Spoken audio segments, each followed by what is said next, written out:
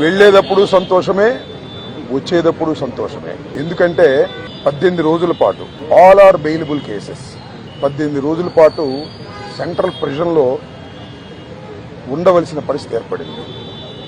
దీనికి కారణం ఈ ప్రభుత్వం, పోలీసులు కుమ్మక్కై చేసినటువంటి సంఘటనలు.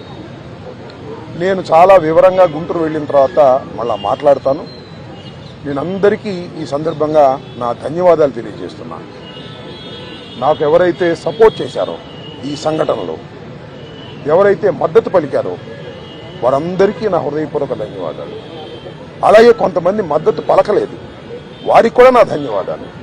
వారు ఏమన్నారంటే పెద్ద మాట అన్నారు, దానికి కూడా నేను గుంటూరు వెళ్ళిన సమాధానం చెప్తా. అదేమన్నారంటే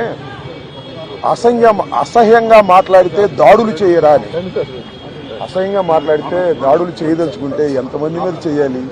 అసహ్యంగా మాట్లాడే వాళ్ళ మీద అది ఒక అంశం. వాళ్ళకు కూడా నేను రేపు నా సమాధానాన్ని తప్పనిసరిగా చెప్తా. 18 రోజులు నన్ను జైల్లో పెడితే నేను భయపడతా అనుకున్నారేమో. భయపడే ప్రశ్న ఈ అంబటి రాంబాబుకు ఉద్భవించదని మనవి చేస్తున్నా. ఎందుకంటే ఈ చంద్రబాబు నాయుడు గారి ప్రభుత్వం వచ్చినప్పుడే జైల్లో ఉండటానికి సిద్ధపడ్డానని కూడా ఈ సందర్భంగా మనవి చేస్తున్నా. నన్ను హింసించాలని, నన్ను జైల్లో పెట్టాలని చంద్రబాబు, లోకేష్ ఎప్పటి నుంచో ప్రయత్నం చేస్తున్నారు. ఎక్కడో దొరికాను, లోపల పెట్టారు. చూద్దాం, టైం విల్ కమ్ అగైన్. పరిస్థితులు మళ్ళా మారతాయి. ఈ పాపానికి వారు పరిష్కారం చేయక తప్పదని కూడా ఈ సందర్భంగా నేను మనవి చేస్తున్నాను. రాజమండ్రి సెంట్రల్ ప్రిజన్ నాకు పట్టుదలను పెంచే ఒక శిక్షణా కేంద్రం అని కూడా ఈ సందర్భంగా నేను మనవి చేస్తున్నాను. మరింత పట్టుదలగా, మరింత కసిగా ఎన్ని కేసులు పెట్టినా, ఎన్ని రోజులు జైల్లో ఉన్నా ఒక్క అడుగు కూడా వెనక్కు వెయ్యను. జగన్మోహన్ రెడ్డి గారి నాయకత్వంలో ఈ కూటమి ప్రభుత్వాన్ని ప్రజాస్వామ్యబద్ధంగా కూల్చేంత వరకు ఈ పోరాటం ఆగదు. ఎన్నిసార్లు జైల్లో పెట్టినా వెనక్కు వెళ్లే ప్రశ్న లేదు. అన్యాయంగా, అక్రమంగా జైల్లో పెట్టారు. నా ఇల్లు దహనం చేయడానికి ప్రయత్నం చేశారు, నా కార్లు బగలగొట్టారు, నా ఆఫీస్ బగలగొట్టారు, నా పెళ్ళాం బిడ్డల్ని తరిమి కొట్టారు, నన్ను చంపడానికి ప్రయత్నం చేశారు, తీసుకొచ్చి జైల్లో పెట్టారు. ఏమైంది? ఏమైద్దని అడుగుతా ఉన్నా. చంద్రబాబు నాయుడు అడుగుతా ఉన్నా, లోకేష్ను అడుగుతా ఉన్నా. ఏమైద్ది? ఏమీ కాదు. మళ్ళా కాలం తిరిగి వస్తుంది.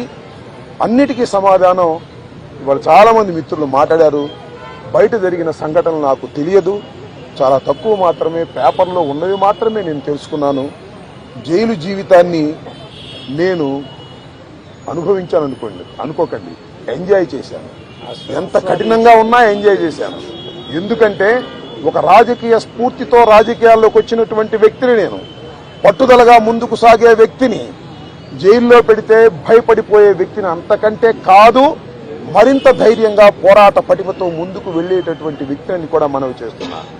ఎప్పుడు ఎక్కడా తప్పు చేయలేదు. పొరపాటు మాట్లాడితే వెంటనే పశ్చాత్తాపడ్డా. పశ్చాత్తాపానికి మించిన ప్రాయచిత్తం లేదంటారే, మరి ఏమిటి? ఎంతమంది పశ్చాత్తాపడ్డారు? నేను తప్ప ఎవరైనా పశ్చాత్తాపడ్డారా అని అడుగుతా ఉన్నా. సరే, ఏది ఏమైనా టైం విల్ డిసైడ్. ఒకటి మాత్రం నేను చెప్పదలుచుకున్నాను, నాకు ఈ సందర్భంగా సపోర్ట్ చేసినటువంటి వారందరికీ కూడా పేరు పేరున నా హృదయపూర్వక నమస్కారాలు, ధన్యవాదాలు. నా పార్టీ కానివారు కూడా నన్ను సపోర్ట్ చేశారు. దాడులు చేయటం తప్పన్నారు, దాడులు అన్యాయం అన్నారు. ఒకవేళ తప్పు మాట్లాడితే కేసు పెట్టి లోపల పెట్టాలి కదా, ఇంటి మీద దాడి ఏంటి అన్నారు. దాడి చేసిన వాళ్ళకు బెయిల్ వచ్చింది. దాడి చేయించుకున్న నాకు 18 రోజుల తర్వాత బెయిల్ వచ్చింది. ఏం చేయగలిగారు? ఏం చేస్తారు? దేనికైనా సిద్ధపడి రాజకీయాల్లో జగన్మోహన్ రెడ్డి వెంట నడుస్తున్నటువంటి వ్యక్తులం. ఆ రోజు రాజశేఖర రెడ్డి వెంట నడిచాం, ఇవాళ జగన్మోహన్ రెడ్డి గారి వెంట నడుస్తాం, తుదకంటూ నడుస్తాం. బొందిలో ప్రాణం ఉన్నంత వరకు జగన్ వెంట నడుస్తాం. ఏ విషయాన్నైనా, ఎన్ని కుట్రలైనా, ఎన్ని కుతంత్రాలైనా ఎదుర్కోవడానికి సిద్ధంగా ఉన్నామని కూడా ఈ సందర్భంగా మనవి చేస్తున్నాను.